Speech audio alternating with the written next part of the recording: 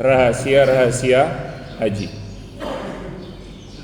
Ya, meskipun yang jamaah sudah balik atau belum?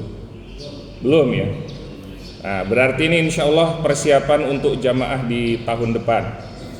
Mudah-mudahan kita termasuk di antara yang diberikan panggilan oleh Allah Subhanahu wa taala untuk berhaji. Sudah masuk, Pak? Sudah ya? Baik.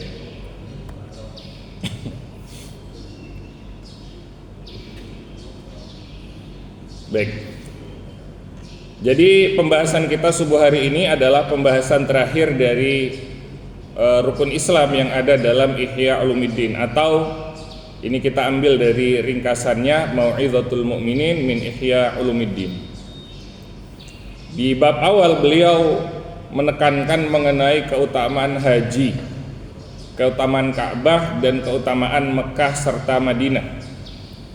Dalam Al-Quran, dalam surat Al-Hajj, a'udzubillahi minasyaitonirrajim, wa'adzin finnas, dan umumkanlah kepada manusia bil haji, agar mereka menunaikan haji. Kalau sholat kita ada azannya. Kalau haji, maka ini adalah pengumuman atau penyampaian kepada manusia, ya'tu karijalau ala kulli dhamir, maka mereka akan mendatangimu dengan berjalan kaki ataupun berkendara, ya'tina min kulli fajjin amir. Mereka datang dari pelosok-pelosok yang jauh dari Mekah Al-Mukarramah, yang jauh dari Ka'bah Al-Musyarrafah. Maka ini keutamaan yang paling besar. Yang pertama adalah bagaimana Allah Subhanahu wa taala jadikan Ka'bah itu sebagai tujuan dalam haji. Dan ini tidak bisa disamai oleh satu tempat pun di atas muka bumi ini. Jadi kalau ada yang membuat Ka'bah baru atau berhaji tapi hajinya tidak ke Ka'bah, ya, itu adalah tindakan berupaya untuk menyaingi Ka'bah Al-Musyarrafah. Tapi itu tidak akan bisa. Jadi mau diumumkan, mau pakai promosi apapun, tidak akan pernah bisa mengalahkan Ka'bah Al-Musyarrafah sebagai tujuan haji. Karena sekarang ada yang hajinya bukan ke Ka'bah, hajinya ke goa atau ke gunung kalau tidak salah kemarin ya. Jadi ada berita mengenai peziarah gitu ya, mau menggunakan bahasa haji. Nah itu tidak termasuk bagian dari agama. Jadi kurang lebih samalah seperti ziarah-ziarah ke tempat-tempat keramat ya, berbeda, bukan bagian dari ibadah. Nah kemudian ini keutamaan haji ya. Lam yarfus, dia orang yang melakukan ibadah haji tidak berkata-kata kotor. Apa itu berkata kotor? Yaitu hal-hal yang bernuansa seksual atau lagi nggodain istri. Nah ini nggak boleh kalau lagi haji. Jadi muda'abah itu tidak boleh. Nanti ada pembahasan larangannya. Lam yarfus walam yafsuk, dan tidak berbuat fasik. Apa itu? Segala pelanggaran terhadap agama itu adalah perbuatan fasik. Kemudian termasuk diantara yang diperintahkan untuk dihindari adalah al-jidal, perdebatan. Bukan hanya perdebatan dengan sesama jamaah haji. Kalau zaman Nabi dilarang berdebat, itu konteksnya sesama jamaah haji. Tapi kalau sekarang kita masing-masing pegang HP. Jadi kalau lagi haji, kurang-kurangi lihat HP. Kenapa? Khawatir kita lihat media sosial terpancing, pengen nimbrung. Nah, kalau sudah bertemu dengan sosial media itu banyak sekali perdebatan di sana dan seringkali tidak bisa terkontrol. Akhirnya kita jadi emosi dan seterusnya. Nah, itu tidak boleh. Barang siapa yang berhaji bisa meninggalkan 3 hal tersebut, ar-rafath ya, wal fusuq dan juga al-jidal, maka disebutkan oleh Rasul sallallahu alaihi wasallam, ia keluar dari dosanya kama waladathu ummu, sebagaimana ia baru dilahirkan oleh ibunya, tidak memiliki dosa sama sekali. Nah, ini berkaitan dengan keutamaan sholat di sana atau keutamaan beribadah di sana. Kalau Masjidil Haram itu kelipatannya adalah alfumi'ah, 100.000 kali lipat. Kita sholat 100.000 kali di masjid ini, itu baru menyamai sholat 1 kali di Masjidil Haram.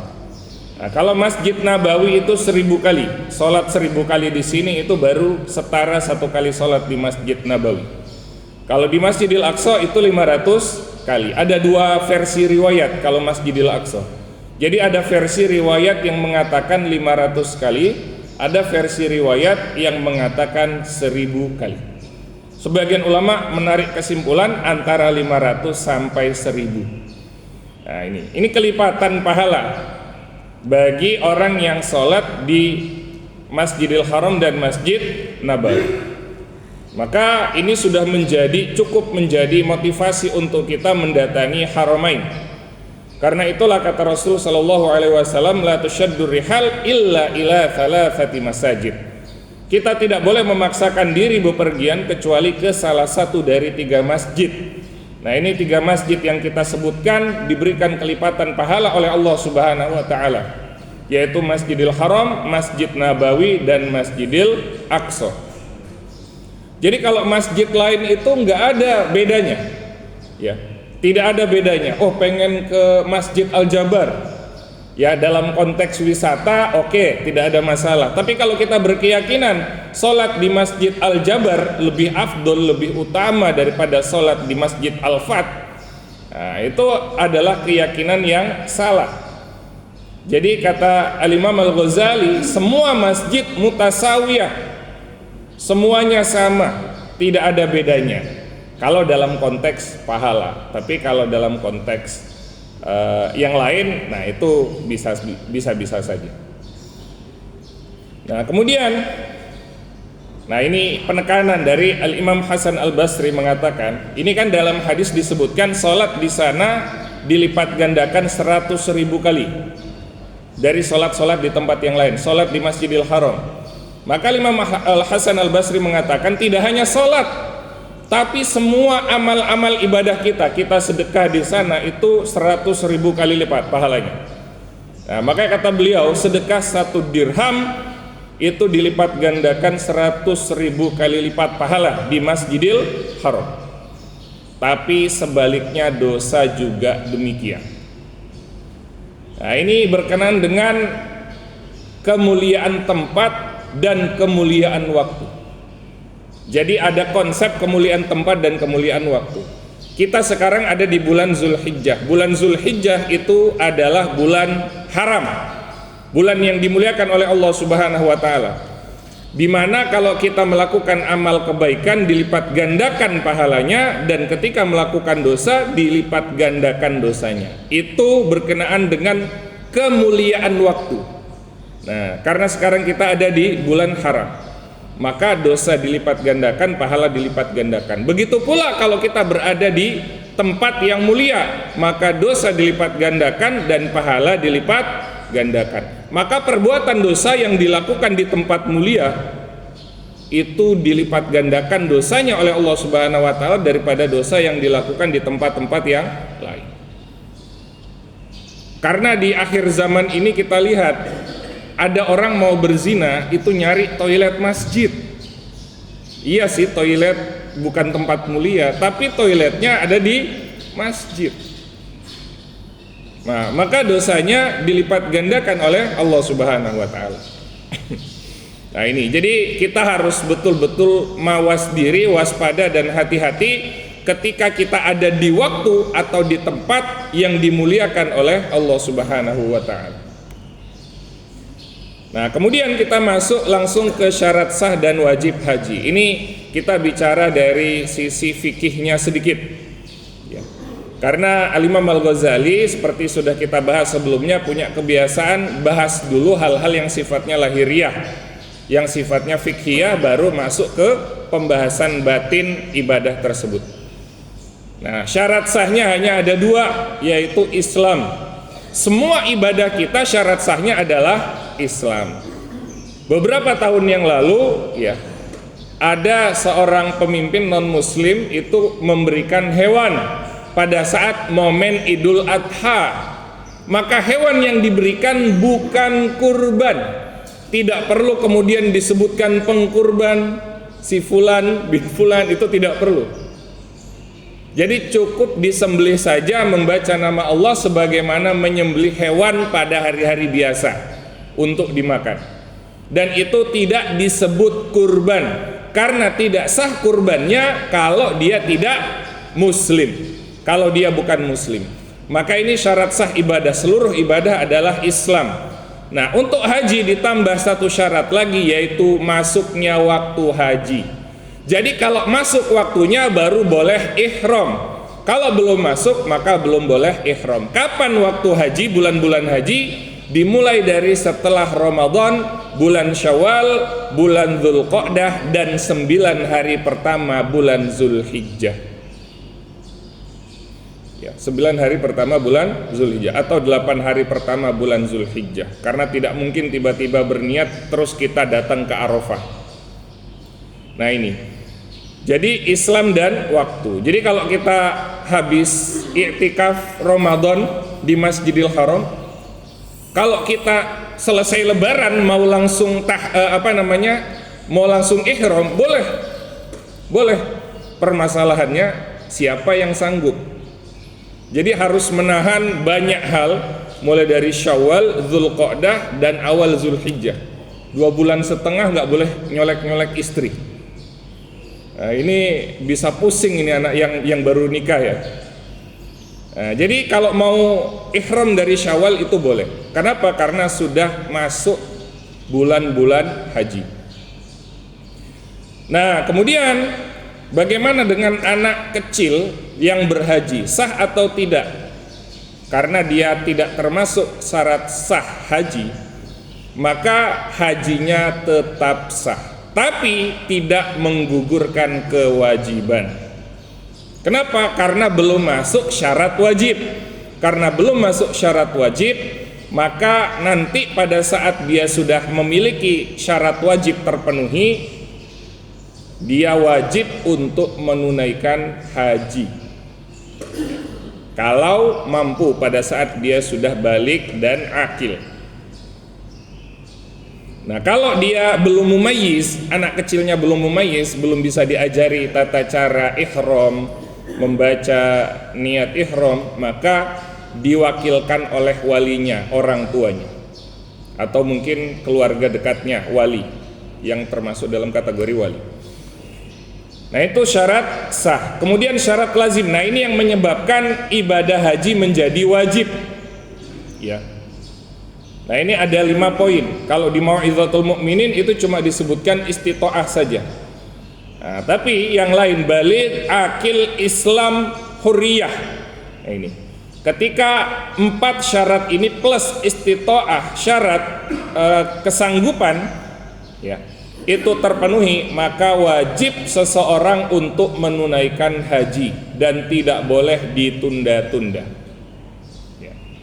Istita'ah itu baik dalam konteks diri, kesehatan, atau dalam konteks harta, atau dalam konteks keamanan perjalanan. Kita sehat, hartanya banyak, tapi di jalan banyak begal, di jalan banyak garong, maka tidak wajib baginya untuk berhaji karena tidak masuk dalam kategori istita'ah. Nah, ini. Jadi ini adalah 5 syarat wajib haji yang kalau terpenuhi maka seseorang wajib hukumnya untuk menunaikan haji. Dan tentu kalau dia meninggalkan, mengakhirkan, niatnya mengakhirkan, insya Allah nanti saja 5 tahun lagi, 10 tahun lagi, meninggal, maka dia meninggal dalam keadaan berdosa karena meninggalkan kewajiban. Jadi secepat yang mungkin untuk dilakukan, tapi bukan terburu-buru. Jadi musara'ah bukan ajalah. Musara'ah itu diperintahkan wasari'u ila maghfiratin mir rabbikum, bersegera dalam beribadah, tapi bukan ajalah terburu-buru. Ya. Kalau tidak salah kita pernah bahas, ajalah, terburu-buru itu kita dominan faktor emosional, ngebet. Jadi kita tidak berpikir dengan rasional. Nah itu ajalah. Tapi kalau kita berpikir rasional dan kita segera melakukan itu namanya musara'ah. Wallahu a'lam bishawab. Kemudian rukun haji dan umroh. Pada dasarnya haji dan umroh itu sama kecuali satu hal, yaitu wukuf. Ini disebutkan berurutan, ini tidak ya. Karena tawaf haji itu setelah wukuf, yaitu tawaf ifadah. Ini ihram tawaf sa'i ini untuk konteks umroh. Ya, untuk konteks umroh atau hajinya haji tamattu. Jadi tamattu itu kita umroh dulu baru haji. Maka urutannya ihram, tawaf, sa'i, baru wukuf. Nanti setelah wukuf baru tawaf ifadah. Nah ini berkenaan dengan rukun haji dan umroh. Ada yang menambahkan satu, tahallul. Ya, tahallul. Jadi mengakhiri prosesi ibadah haji yang biasanya ditandai dengan mencukur rambut. Tahallul. Nah kemudian bentuk pelaksanaan haji itu ada 3. Ifrad dari kata fard yang artinya tunggal atau sendiri, artinya kita melakukan ibadah itu hanya haji saja. Begitu prosesi ibadah haji sudah selesai semua, baru kita berihram untuk umroh, itu ifrad. Nah yang kedua adalah qiron, membarengkan antara haji dan umroh. Dan yang ketiga tamattu, ketika dia ihram di mikot, itu ihramnya untuk umroh bukan untuk haji. Kemudian dia datang ke Mekah, dia melakukan umroh, tawaf sa'i. Nah setelah itu dia tahallul, kemudian dia ihram lagi, ihram untuk haji. Nah itu tamattu. Nah untuk ifrad itu tidak ada kewajiban sama sekali. Jadi kalau kita tuntaskan dulu hajinya, nanti setelah selesai prosesi haji sampai lempar jumroh baru sudah tahallul kan ya, itu sebelum jumroh sudah tahallul, sudah selesai lempar jumroh baru kemudian kita ihram untuk sudah selesai prosesi haji baru kemudian kita ihram untuk umroh. Nah itu tidak ada kewajiban sama sekali. Tapi kalau qiron dan tamattu, membarengkan haji umroh atau mendahulukan umroh dari haji, maka ada kewajiban dam, menyembelih kambing. Nah ini yang kemarin diperdebatkan, boleh tidak kita menyembelih damnya di Indonesia. Kenapa? Karena ternyata di sana ada masalah, saking banyaknya jamaah, daging hewan dam itu karena tidak boleh orang yang berhaji mengambil sebagian daging itu, karena damnya dam wajib. Dam itu artinya darah. Jadi dam itu adalah kita mengalirkan darah atau menyembelih hewan untuk disedekahkan, itu dam, konsep dam. Dan dam wajib tidak boleh dimakan sendiri, semuanya harus disedekahkan. Beda dengan kurban atau beda dengan hadiyu, penyembelihan yang sifatnya sunnah. Ya, ketika bersamaan dengan tahallul, itu hadiyu. Nah, itu boleh kita makan dari hasil sembelihannya. Nah, tapi kalau dam wajib tidak. Maka dam karena qiron atau tamattu ini harus disedekahkan. Dan pandangan mainstream jumhur ulama adalah disedekahkan kepada orang-orang yang ada di Mekah, artinya disembelihnya di sana, dibagikan di sana. Nah, tapi sekarang ada fatwa baru. Tentu di sini ada perdebatan, ya. Ada proses perdebatan di antara para ulama di sana. Yang jelas itu ada perbedaan pendapat.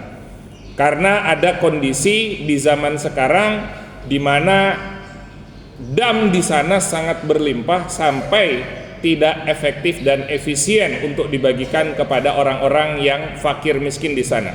Mungkin kalau di Indonesia bisa membantu mengurangi masalah sosial di Indonesia. Nah, konsepnya begitu.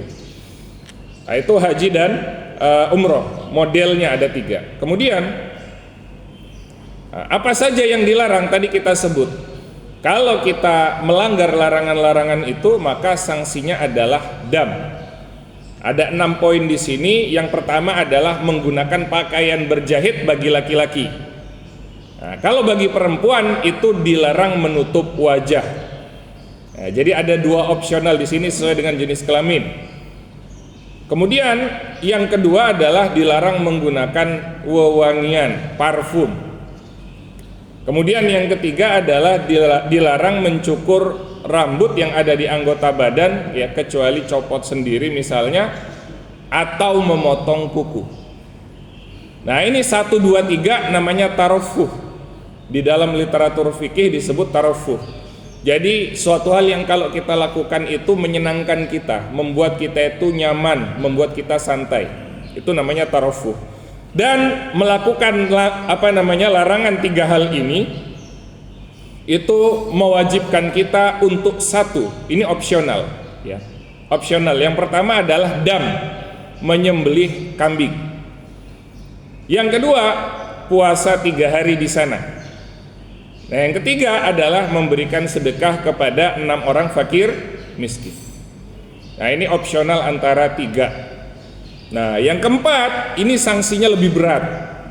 Berhubungan suami istri. Ya. Berhubungan suami istri sebelum tahallul pertama.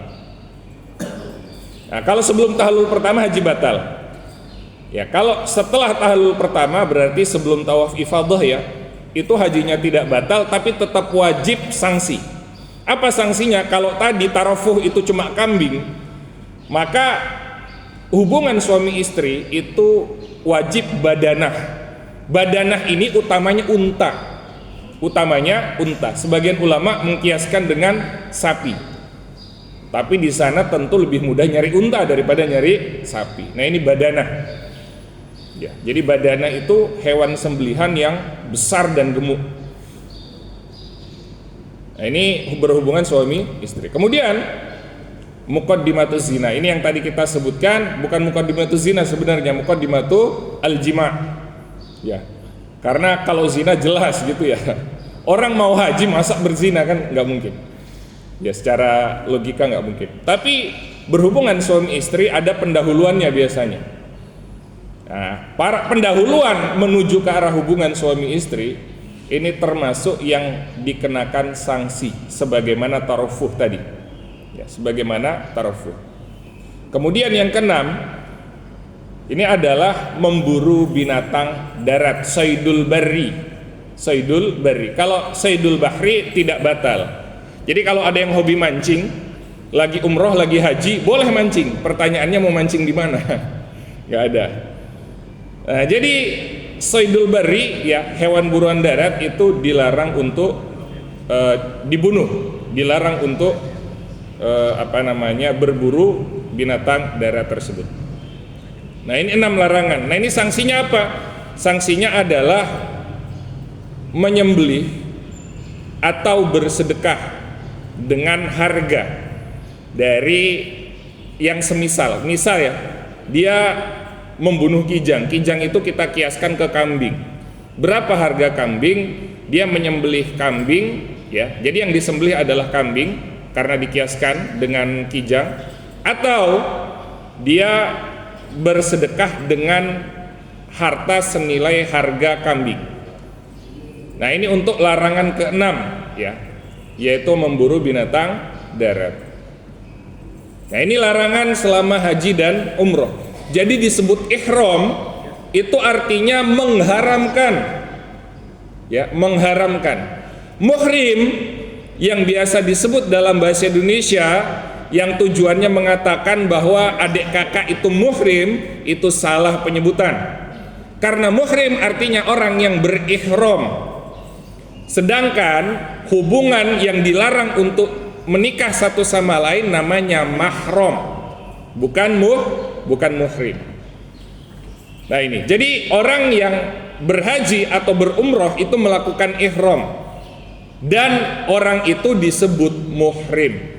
Kenapa disebut muhrim? karena dia mengharamkan atas dirinya hal-hal yang sebelumnya dibolehkan, yaitu 6 poin yang kita sebutkan di sini. Ya. Pada dasarnya semuanya boleh, tapi kalau mau haji dan umroh dilarang sementara, dan orangnya itu melakukan ihram, pelakunya disebut muhrim. Nah, kita masuk pada amal-amal lahiriah dulu. Ya, dimulai dari amal lahiriah baru amal batiniah. Yang pertama, persiapan harta sebelum berangkat. Disebutkan oleh Al-Imam Al-Ghazali, bukan hanya harta tapi persiapan jiwa, bertaubat, banyak istighfar. Sebelum berangkat hutangnya semua harus lunas. Karena siapa yang tahu, siapa yang menjamin dia akan pulang kembali setelah dia berhaji. Maka lunasi dulu semua hutangnya. Kembalikan titipan-titipan. Kemudian bekalnya harus dari harta yang halal, dan al-ahsan lebih baik lagi kalau ia bersedekah sebelum berangkat. Bahkan kalau yang model yang paling ideal disebutkan oleh Al-Imam Al-Ghazali adalah kita juga di sepanjang perjalanan itu kita juga melakukan sedekah. Karena dalam ayat disebutkan liyashhadu manafi'a lahum. Jadi orang yang melakukan haji itu menyebarkan manfaat kebaikan kepada orang lain. Liyashhadu manafi'a lahum. Nah, kemudian selanjutnya adalah memilih sahabat. Jadi sebelum berangkat kan kita biasanya sudah tahu kloter berapa, siapa saja kita cari. Apalagi kalau di jamaah masjid ini ada beberapa orang. Nah, berarti sudah ada temannya. Tinggal bagaimana actionnya untuk saling mengingatkan, saling membekali, mengingatkan, membekali, kemudian saling menasihati. Dan ketika ingin berangkat, kemudian berdoa menyampaikan kepada keluarga atau kerabat yang ditinggalkan, astaudi'ullaha dinaka wa amanataka wa khawatima amalaka. Aku menitipkan kepada Allah agamamu, amanahmu, dan penghujung amalmu. Jadi mendoakan orang yang akan kita tinggalkan, kita titipkan pada Allah, maksudnya kita berdoa agar Allah menjaga mereka, ya, menjaga mereka lahir dan batin. Kemudian sebelum berangkat disunahkan untuk sholat 2 rakaat, ya. Sholat 2 rakaat, kemudian berdoa untuk safar ketika keluar dari rumah. Allahumma antas sahibu fis safar wal khalifatu fil ahl. Allahumma inna na'udzubika min wa'tha'is safar wa kabatil manzar wa su'il munqalab. Itu bisa di searching nanti ya, karena terlalu panjang tidak muat di slide kita. Jadi hanya bagian depan doanya saja yang kita cantumkan. Ya, jadi doa safar itu jangan sampai dilupakan agar Allah memudahkan proses safar kita. Kemudian jangan lupa kalau naik kendaraan itu berdoa subhanalladzi sakhkhara lana hadza wa ma kunna lahu muqrinin wa inna ila rabbina lamunqalibun. Jadi poin 3 dan 4 itu intinya adalah adab safar, adanya di dalam adab safar. Tapi dimasukkan oleh Imam Al-Ghazali agar kita tidak lupa. Kemudian selanjutnya adalah ini sudah naik pesawat, sudah sampai di mikot, ya. Ceritanya sudah sampai di mikot, maka amal selanjutnya adalah berihram kemudian menempuh perjalanan ke Mekkah. Nah, ini adab dalam ihram, ya, amal-amalnya. Sebelum kita dilarang untuk potong kuku, sebelum kita dilarang untuk potong rambut, ya, rambut apapun di tubuh kita, sebelum kita dilarang untuk pakai parfum, maka di mikot sebelum kita berihram kita mandi dulu, membersihkan diri, ya. Ini terakhir kali kita boleh menggunakan wewangian. Nah, potong kuku biar nanti pada saat prosesi ibadah haji dan atau disambung dengan umroh itu kita tidak kehilangan kenyamanan, begitu ya. Kehilangan kenyamanan karena kukunya panjang atau karena rambutnya kepanjangan jadi berminyak begitu. Nah, kemudian setelah mandi baru kemudian menggunakan pakaian ihram. Ya, pakaian ihram. Izar itu yang dipakai di pinggang untuk pengganti celana. dan rida itu yang dipakai sebagai selendang. Nah, kemudian ini talbiyah ya, niatnya dan disambung dengan talbiyah.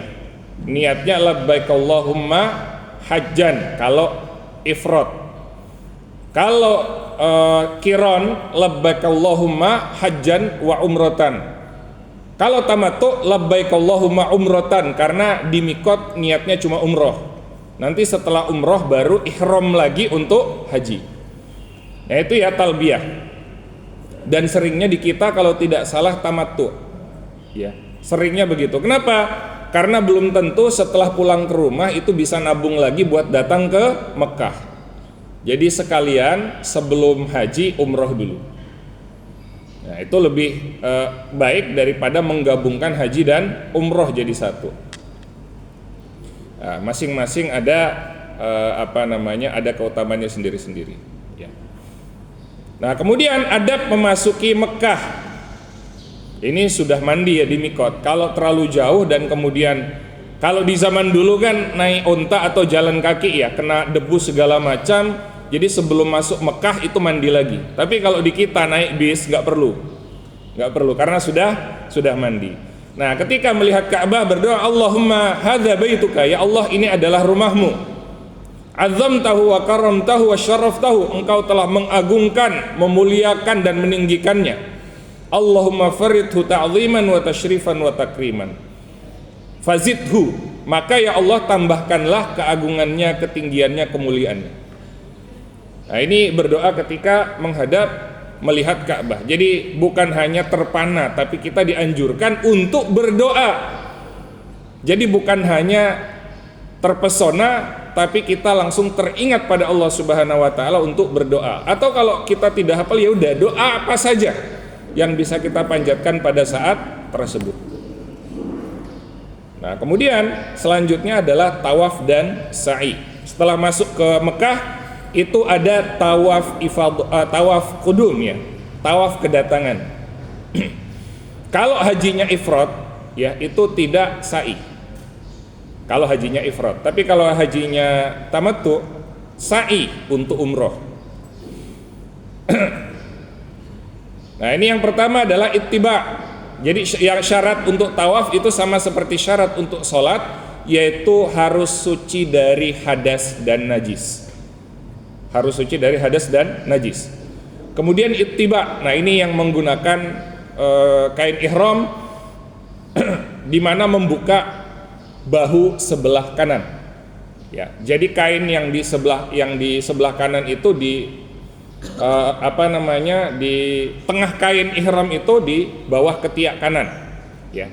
Kemudian yang pundak kiri itu ditutup. Itu namanya ittiba. Nah, kemudian selanjutnya adalah posisinya adalah berlawanan jarum jam, di mana posisi Ka'bah ada di sebelah kiri.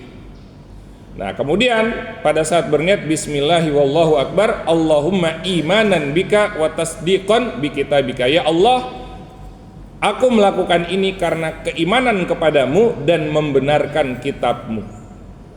Nah, ini adalah pada saat kita memulai tawaf. Kemudian ramal ini adalah berjalan cepat. Di 3 putaran pertama itu disunnahkan untuk ramal, ya, berjalan cepat. Baru 4 sisanya itu berjalan biasa. Istilam itu adalah memberikan salam kepada setiap kali kita sampai di Hajar Aswad.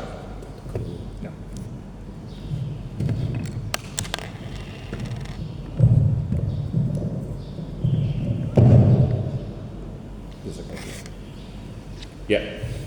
Jadi istilam itu setiap kali kita sampai di Hajar Aswad itu kita menghadap ke arah Hajar Aswad, kemudian memberikan isyarat dengan tangan, memberi isyarat dengan tangan.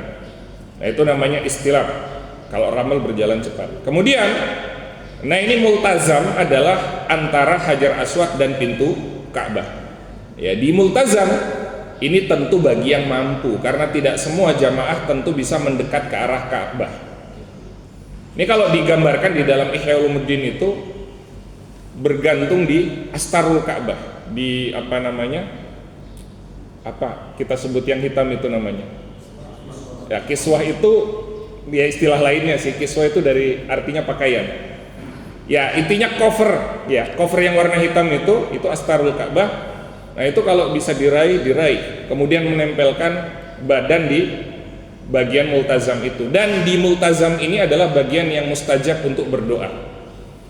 Nah, di antara doa yang mustajab itu adalah, yang utama adalah kita minta doa untuk akhirat. Allahumma a'tiq raqabati minan nar. Ya Allah, bebaskanlah diriku dari api neraka. Itu nomor satu. Jangan sampai kita menjadi, ini disinggung di dalam ayat Al-Quran bahkan. Wa minan nasi may yaqulu rabbana atina fid dunya wa ma lahu fil akhirati min khalaq. Ada orang yang datang ke Ka'bah.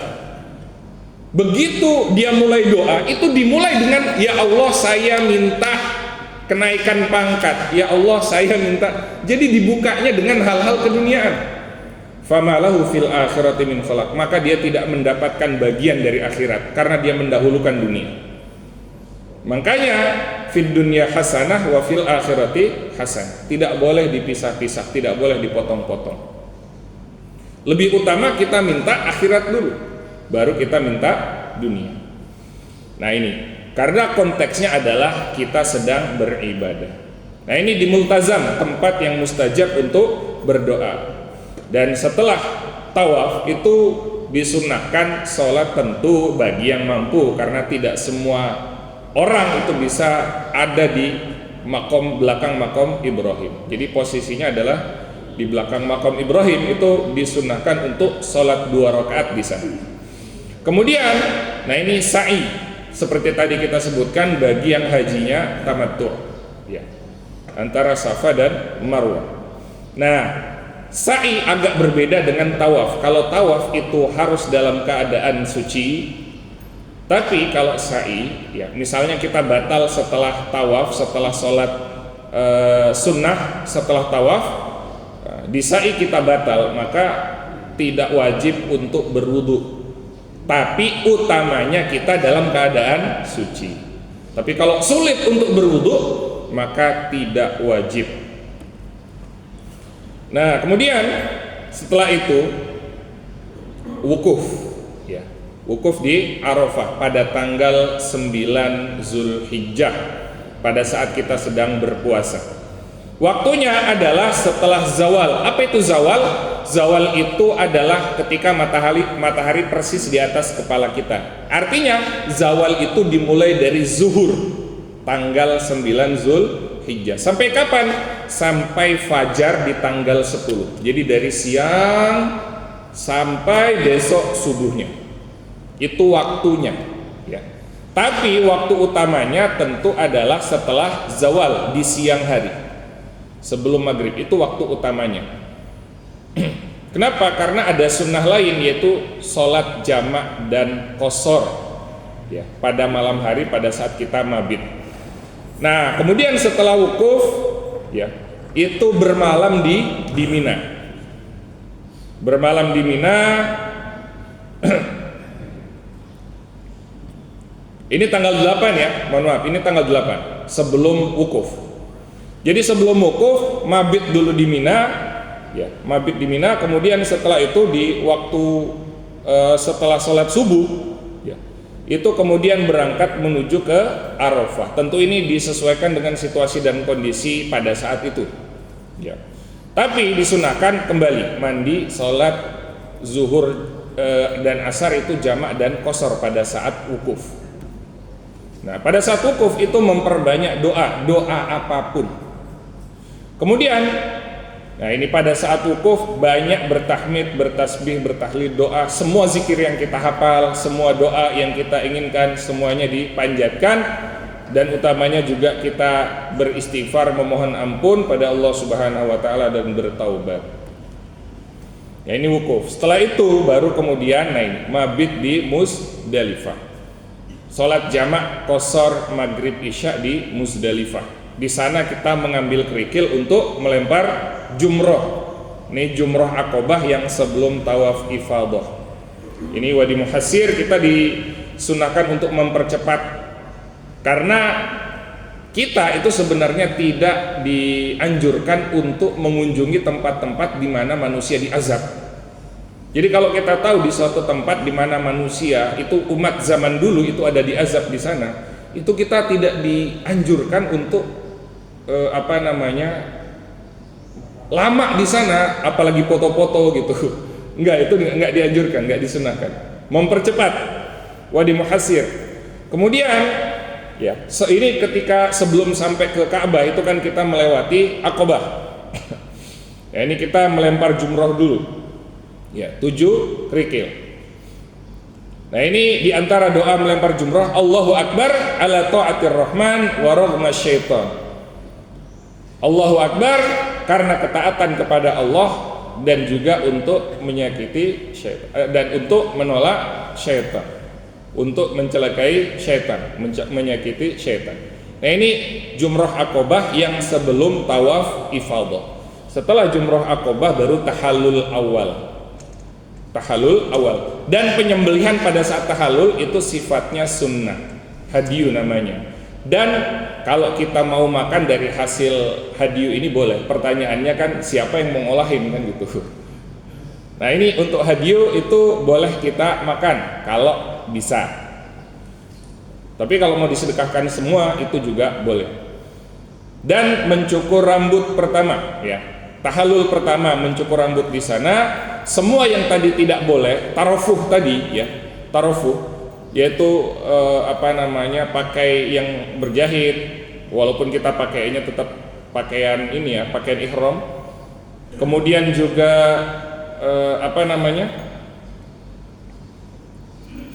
menggunakan wewangian, memotong kuku. Nah, itu termasuk yang diperbolehkan setelah tahallul pertama. Nah, baru kemudian masuk ke tawaf ifadah. Ya, tawaf ifadah. Ini adalah tawaf yang tadi disebut rukun. Ya, ini adalah tawaf ifadah untuk haji itu setelah wukuf. Tapi kalau untuk umrah itu sebelum wukuf. Ya. Atau istilah lainnya adalah tawaf ziarah, kata Imam Ghazali. Nah, ini salah satu rukun haji. Dan setelah tawaf ifadah, maka semua larangan ihram itu sudah diperbolehkan. Semua larangan ihram sudah diperbolehkan. Nah, kemudian waktu paling awal untuk tawaf ifadah itu adalah tengah malam. Jadi tanggal 9, besoknya tanggal 10, tengah malamnya itu sudah boleh tawaf ifadah. Tapi waktu utamanya adalah dimulai dari matahari terbit, ya, dimulai dari matahari terbit. Karena mepet sekali kalau mau tengah malam kan gitu. Nah, kecuali memang kalau ada pengaturan jamaah dari pihak Arab Saudi atau pengaturan jamaah dari pihak KBIH, nah itu baru kemudian mungkin ada yang di subuh hari gitu. Nah, jadi setelah itu, ini urutannya ya, romyu, melempar jumroh Aqabah yang tadi kita sebutkan, kemudian menyembelih hadyu. Nah, ini maksudnya adalah ini ya, tahallul ya, kemudian halku ini mencukur rambut, kemudian tawaf ifadah, ini urutannya. Nah, setelah itu jamaah kembali ke Mina dan bermalam untuk melakukan jumroh, romyu, melempar jumroh ya, dari kata roma yarmi, melempar, pada hari kedua dan ketiga tasyrik ya. Jadi setelah tanggal 10, kemudian tanggal 11-nya, tanggal 12-nya dan tanggal 13 bagi yang ingin menyempurnakan.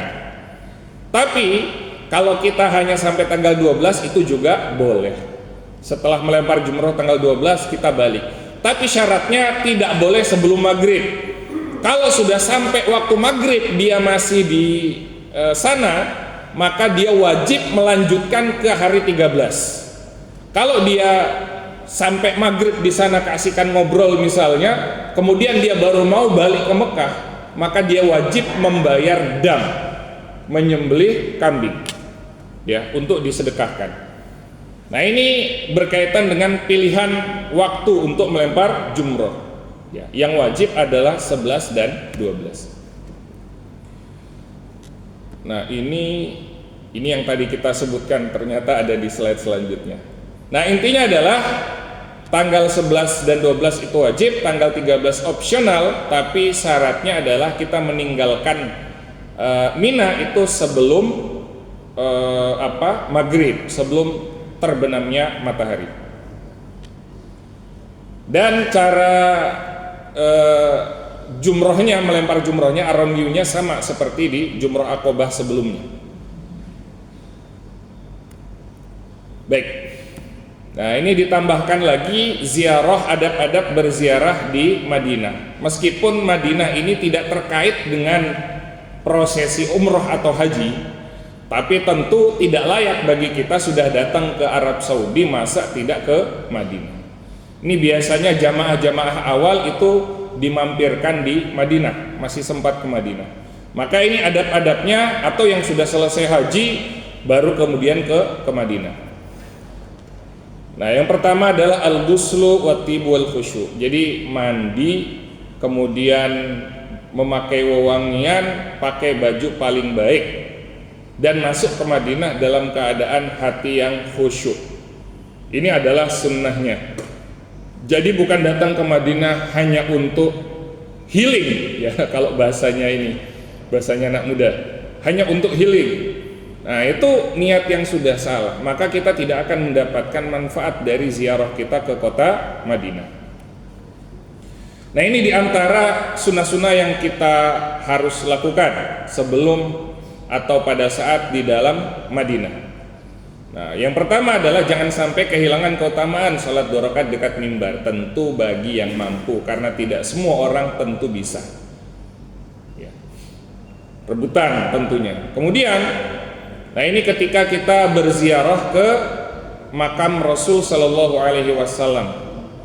Ya, jadi mengambil jarak dari tembok atau dari dinding. Ya. Kemudian kita mengucapkan salam dan salawat kepada Rasul Sallallahu Alaihi Wasallam. Di dalam Ihya Ulumuddin salamnya disebutkan panjang. Assalamualaikum ya Rasulullah ya, dan seterusnya. Itu ada ada sekitar 5 baris itu.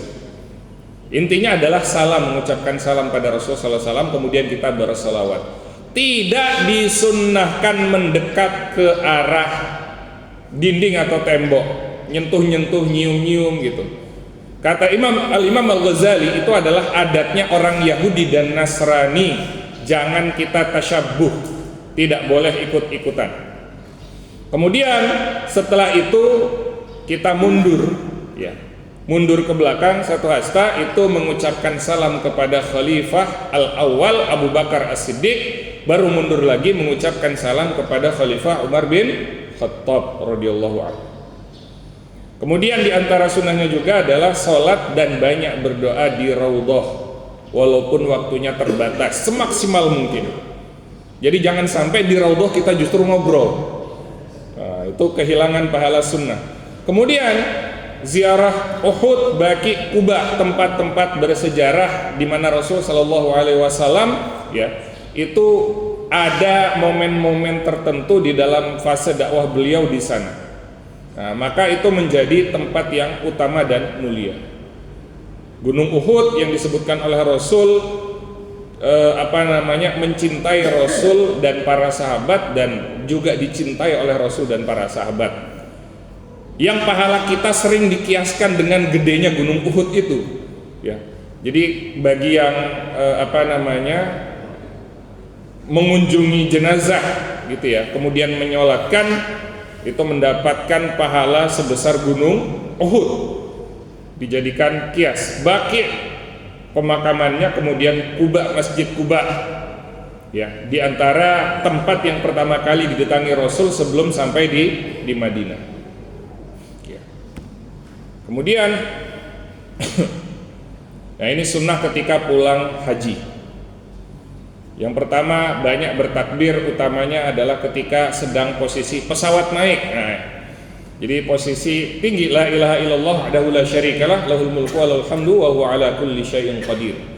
Dan ketika kita mengucapkan doa safar, itu disunnahkan menambahkan aibun taibun abidun li rabbina hamidun. Atau ada tambahan di sini sajidun li rabbina hamidun.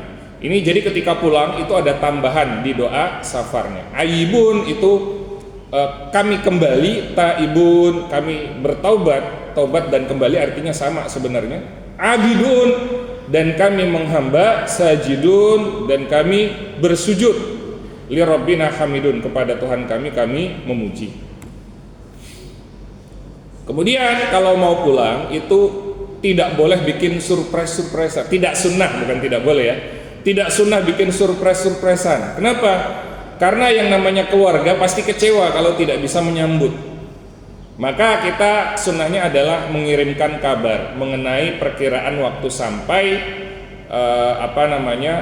kemudian juga ketika malam hari itu tidak mengganggu keluarga kita atau ahlul bait yang ada di rumah.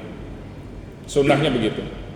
Tapi kalau kita kan sekarang sudah dipersiapkan gitu. Jadi keluarga itu kalaupun malam hari tidak tidur biasanya. Nah, kemudian sunnahnya adalah ketika sampai sholat di masjid dulu. Sholat di masjid Al-Fat kita ini dulu, baru kemudian pulang ke rumah. Itu sunnahnya. Tapi biasanya kalau sudah buru-buru, sudah kebelet gitu ya. Apalagi kalau istri ditinggal di rumah, suami ditinggal di rumah, biasanya langsung pulang ke rumah. Atau sekalian saja bikin prosesi penyambutan di masjid. Nah, itu lebih mantap itu. Jadi biar sholat dulu di masjid, baru setelah itu pulang. Kemudian, nah ini peringatan untuk siapapun yang berhaji ketika pulang dari haji. Di antara tanda haji mabrur adalah ketika hati itu lebih taat, lebih ingat kepada Allah Subhanahu wa taala, lebih rindu kepada akhirat. Itu tanda haji yang mabrur. Lebih mudah untuk menghindari maksiat, mencegah diri untuk melakukan perbuatan maksiat. Itu tanda haji yang mabrur. Nah, ini amal-amal batin kita coba percepat. Yang pertama, ikhlas. Niat diluruskan sebelum, pada saat dan ketika pulang haji. Karena banyak di negeri kita ini yang haji dalam rangka mendapatkan gelar hak di depan namanya. Nah, kalau sudah niatnya di sana, ya sudah. Yang namanya haji mabrur itu hanya khayalan. Niat ikhlas, innamal a'malu binniyat. Semata-mata karena Allah Subhanahu wa taala, karena perintah Allah Subhanahu wa taala. Kemudian zadut thayyib, ini sudah kita bahas. Perbekalan itu harus yang paling baik, yang terbaik. Kemudian kita banyak bersedekah. Kemudian tarkur rafath wal fusq, ini sudah kita bahas sebelumnya. Tarkur rafath wal fisqi wal jidal, ditambahkan satu lagi. Jadi menjauhi kata-kata kotor ya. Kemudian berbuat fasik dan juga berdebat ya, atau hal-hal yang memunculkan penyakit hati, kemarahan, itu kita hindari. Kemudian husnul khuluq ya, tahammulul adza. Ketika ada kesulitan, apalagi pengelolaan haji kita belum profesional banget gitu ya, itu pasti banyak kekurangan. Maka dalam kondisi begitu yang namanya jamaah harus bersabar. Kenapa? Itu bagian ujian dari Allah Subhanahu wa taala. Kita garis bawahi, ini khusus jamaah haji. Bagi non jamaah, apalagi anggota DPR, apalagi pemerintah, nggak boleh kemudian mengatakan harus sabar. Kenapa? Itu bukan posisinya. Yang harus sabar itu adalah jamaahnya. Untuk orang di luar situ adalah bagaimana bisa memastikan jamaah itu terlayani dengan baik, jangan sampai kesulitan dalam proses ibadahnya. Jadi kalau ada yang protes, jangan dibilang dia nggak sabaran, karena sekarang semua aktivitas mengkritik pemerintah disebut bentuk ketidaksabaran. Padahal kan kritik itu belum tentu mengenai dirinya sendiri, bisa jadi mengenai orang lain. Ini husnul khuluq ketika kita berhaji. Kita mendapati kesulitan di sana, apalagi kita lihat jamaah haji kita luar biasa. Ada yang sampai tidur di lorong-lorong. Di tahun lalu itu sampai WC itu kemudian bermasalah. Banyak sekali ujian-ujiannya. Jadi sepertinya memang orang Indonesia ini diantara yang dipilih oleh Allah untuk dapat banyak pahala, untuk banyak dosa-dosanya diampuni oleh Allah Subhanahu wa taala. Baik, kemudian Azzi al-Basit, jangan sampai mau haji itu tujuannya adalah menggambarkan kondisi kita di hari kiamat nanti, tapi justru kita pakai baju yang mewah, pakai kain ihram yang mahal, apalagi kayaknya kain sutra gitu ya, tercampur sutra. Nah, itu termasuk yang dilarang.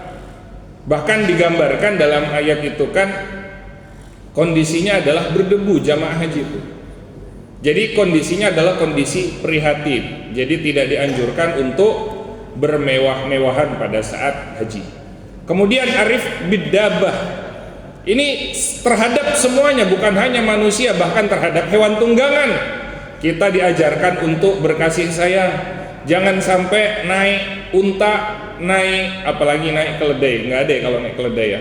Atau naik yang lain itu kemudian membuat hewan tunggangan itu kesulitan. Nggak, sudah ada orangnya 2 ditambah bekal-bekalnya ya, ada 4 tas misalnya atau 2 tas katakanlah. Nah itu menyiksa hewan. Nah itu tidak boleh. Bahkan dalam kondisi haji yang seperti itu diperhatikan sekali. Kemudian al-udhiyat at-tatawu'. Nah ini walaupun tidak wajib ya, kita dianjurkan untuk tetap melakukan udhiyah yang tadi. Kemudian tibun nafsi. Nah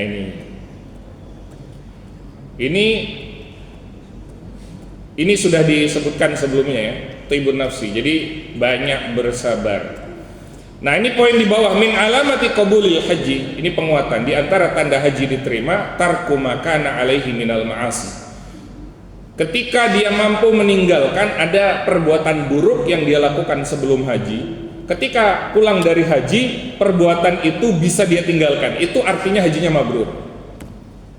Ya, karena diterima oleh Allah Subhanahu wa taala. Kemudian pelajaran dari amal-amal haji, yang pertama ketika ru'yatul bait, melihat Baitullah, melihat Ka'bah, hadirkan keagungan Ka'bah dan keagungan Allah Subhanahu wa taala.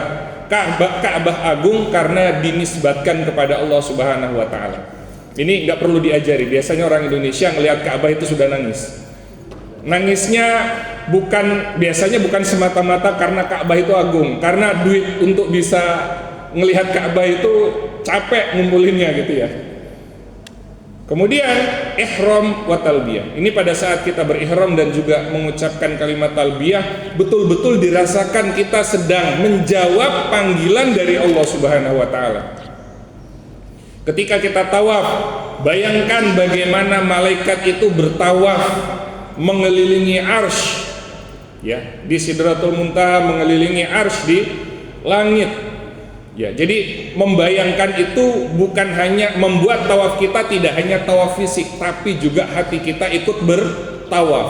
Kalau perlu kita gambarkan bagaimana alam semesta diciptakan oleh Allah Subhanahu wa taala bertawaf. Ya, berkeliling, saling mengelilingi satu sama lain.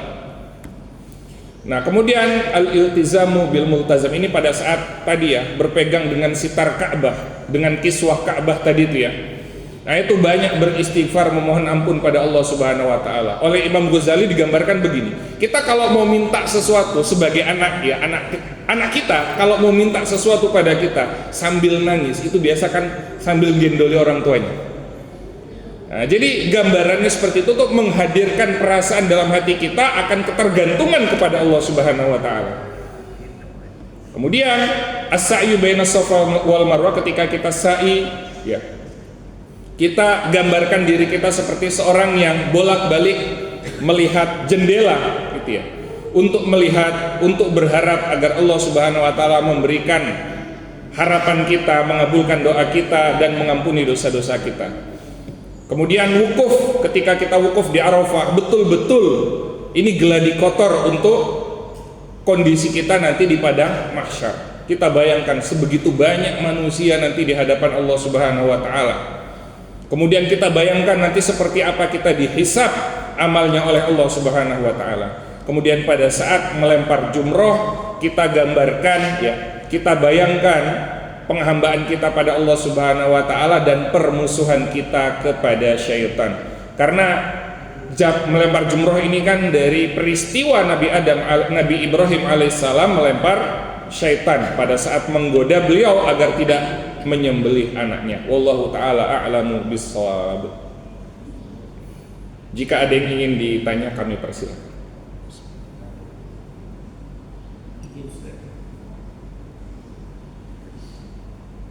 Assalamualaikum warahmatullahi wabarakatuh. Terima kasih untuk kajian haji. Melengkapi kajian Ustaz, ada 2 pertanyaan dari saya. Yang pertama, sependek pengetahuan saya, bahwa haji itu diwajibkan pada 9 Hijrah,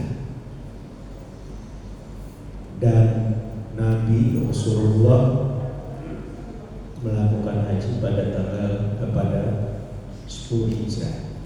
Haji pertama terakhir Nabi Rasulullah melakukan 4 kali umrah dan 1 kali haji. Pada 9 Hijrah ini haji dipimpin oleh Abu Bakar As-Siddiq.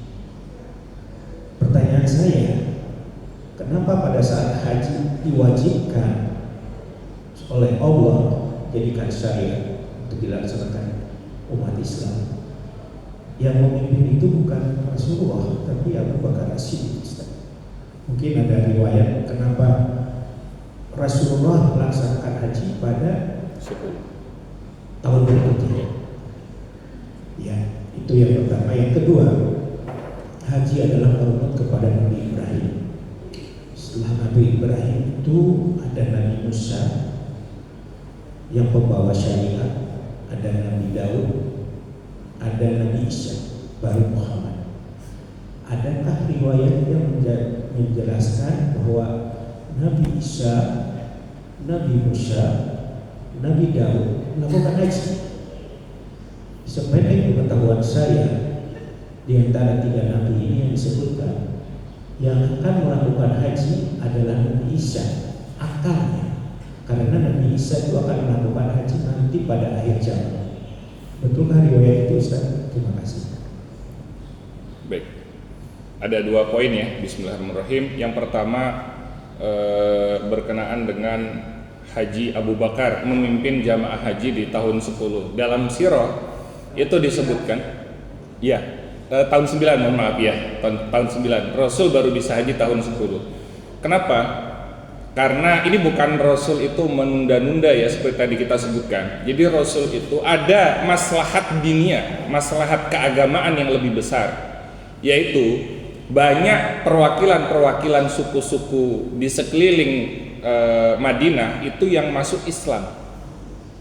Mereka masuk Islam, kemudian kan tahun 8 Fathu Mekah. Setelah Fathu Mekah itu mulai banyak yang melihat Islam itu sebagai agama masa depan. Akhirnya mereka berbondong-bondong masuk Islam.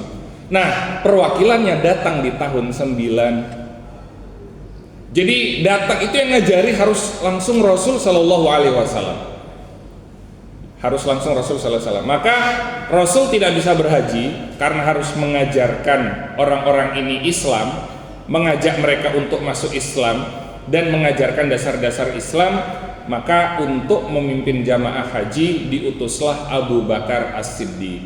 Nah, ini salah satu dasar kenapa Abu Bakar orang paling mulia kedua setelah Rasul Shallallahu Alaihi Wasallam. Selain karena beliau menemani Rasul, tapi orang yang ditunjuk pertama kali oleh Rasul adalah Abu Bakar untuk memimpin haji, dan orang yang ditunjuk Rasul untuk menggantikan sholat adalah Abu Bakar As-Siddiq radhiyallahu anhu. Nah, jadi Rasul itu ada uzur syar'i dan itu urgen. Kenapa? Ini demi supaya orang-orang sekitar Madinah, sekitar Mekah itu masuk Islam, atau orang-orang musyrikin di Jazirah Arab itu masuk Islam. Supaya itu. Maka itu sangat penting sehingga beliau itu menunda untuk tidak berhaji. Baru kemudian di tahun ke-10. Kemudian bagaimana dengan nabi-nabi yang lain? Apakah mereka berhaji? Wallahu a'lam bishawab. Kami pribadi secara khusus untuk hadis yang secara sangat kuat itu belum menemukan yang menyebutkan nabi-nabi lain selain Rasul itu berhaji. Kenapa? Karena sebenarnya haji ini adalah manasik yang diajarkan oleh Nabi Ibrahim kepada Nabi Ismail alaihissalam. Sehingga ibadah haji itu hanya populer untuk masyarakat yang ada di sekitar Jazirah Arab. Nah, ini jadi ibadah yang masih bertahan dari zaman Nabi Ibrahim. Betul banyak penyelewengan, ada penyembahan terhadap berhala, itu nggak ada di zaman Nabi Ibrahim. Jadi ada penyelewengan di pertengahan zaman antara Nabi Muhammad dan Nabi Ibrahim, Nabi Ismail. Nah, tapi ada ibadah yang masih bertahan, yaitu ibadah haji, meskipun ditambah-tambah aturan mereka sendiri, yaitu berhaji dengan telanjang bulat. Kenapa? Untuk menghindari pakai baju yang berasal dari harta yang haram. Konsepnya begitu, prakteknya salah. Harusnya kan nyari harta dari harta halal, beli baju dipakai untuk haji. Konsepnya begitu harusnya, tapi mereka berat untuk meninggalkan harta yang jelek. Ini konsep haram belum ada, tapi mereka sudah tahu mana yang baik, mana yang buruk. Mereka tahu judi, mereka tahu berzina, ya, harta mahar perzinahan itu haram, bukan haram ya, itu buruk, mereka sudah tahu. Tapi mereka nggak bisa meninggalkan itu, sehingga mereka daripada pakai baju yang dari harta yang buruk, ya udah nggak usah pakai baju. Itu salah satu konsep mereka yang sudah salah kaprah. Tapi hajinya itu dari zaman Nabi Ismail alaihissalam. Wallahu a'lam bishawab. Ada lagi mungkin? Ya. Ya. Mungkin kan saya belum berani untuk bicara karena untuk hadis yang sanadnya kuat, baik itu hasan ataupun sahih, saya pribadi belum baca. Ya, mungkin ada, tapi saya pribadi belum baca. Wallahu a'lam bishawab. Dan memang tidak populer di nabi yang lain karena nabi yang lain kiblatnya masih di Masjidil Aqsa, belum di Masjidil Haram. Wallahu a'lam bishawab. Silakan. Assalamualaikum warahmatullahi wabarakatuh. Waalaikumsalam. Terima kasih Ustaz atas paparannya. Jadi kondisi saat ini gitu ya, banyak sekali keutamaan sunnah atau waktu-waktu yang afdol itu akhirnya tidak bisa dilakukan karena keterbatasan. Misalnya tarwiyah itu dari awal pemerintah udah bilang udah nggak usah ikut, misalnya yang akan berangkat dari Mina gitu, sebelum ke Arafah. Kita di Arafah ya dalam hotel masing-masing. Kemudian juga mendekati Mu'tazam juga sudah dari awal jangan dipaksakan dan lain-lain. Jadi termasuk murur gitu. Dan itu akhirnya bukan kalau murur khusus untuk yang lansia atau sakit. Sekarang karena waktu akhirnya gitu ya, tengah malam sampai Muzdalifah nggak bisa masuk akhirnya gitu. Jadi itu apakah misalnya kita berusaha sebaik mungkin untuk mengikuti afdol itu atau akhirnya terpaksa saja dengan pengaturan pemerintah? Baik, kalau sudah ada pengaturan pemerintah, maka kita harus ikut. Kenapa? Karena itu demi maslahat umum. Tapi kita tetap bisa dapat pahala sunnahnya. Bagaimana? Yaitu kita niatkan dalam hati, ya Allah, sebenarnya saya pengen melakukan sunnah-sunnah tersebut, tapi karena ada maslahat yang lebih besar, maka saya patuh pada arahan pemerintah agar tidak ada mudarat kepada orang lain. Maka dengan begitu, niat seperti itu kita mendapatkan pahalanya. Kita ini luar biasa, diistimewakan oleh Allah Subhanahu wa taala. Baru berniat baik sudah dapat pahala. Baru berniat baik. Kita berniat buruk itu nggak dapat dosa. Sama seperti anak kecil tadi. Anak kecil melakukan ibadah haji, walaupun ulama beda pendapat. Ada yang mengatakan pahalanya hanya untuk orang tuanya, karena kan anak kecil masih belum berdosa, berarti harusnya belum dapat pahala. Tapi ulama lain mengatakan, banyak ulama lain mengatakan bahwa pahala itu ditabungkan untuk si anak. Bayangkan, anak belum dapat dosa tapi sudah dapat tabungan pahala. Jadi luar biasa, banyak kebaikan-kebaikan dari Allah Subhanahu wa taala kepada kita. Jadi kalau kita tidak maksimal dalam beribadah pada Allah Subhanahu wa taala, sangat rugi sekali. Nah, jadi seperti itu. Jadi yang penting kita niatkan dalam hati minta agar Allah Subhanahu wa taala memberikan ganjaran kepada kita. Bukan hanya ganjaran pahala sunnah itu, tapi juga pahala ihsan kepada orang lain karena kita mencegah mudarat, dan juga pahala patuh kepada arahan pemimpin. Wallahu a'lam bishawab. Baik, mungkin 2 pertanyaan dulu. Nanti kalau ada pertanyaan lagi bisa kita sambung setelah salat syuruk ya insyaallah. Kita akhiri dengan hamdalah dan doa kafaratul majelis. Alhamdulillahirabbil alamin. Subhanakallahumma wa bihamdika asyhadu an la ilaha illa anta astaghfiruka wa atubu ilaik. Assalamualaikum warahmatullahi wabarakatuh.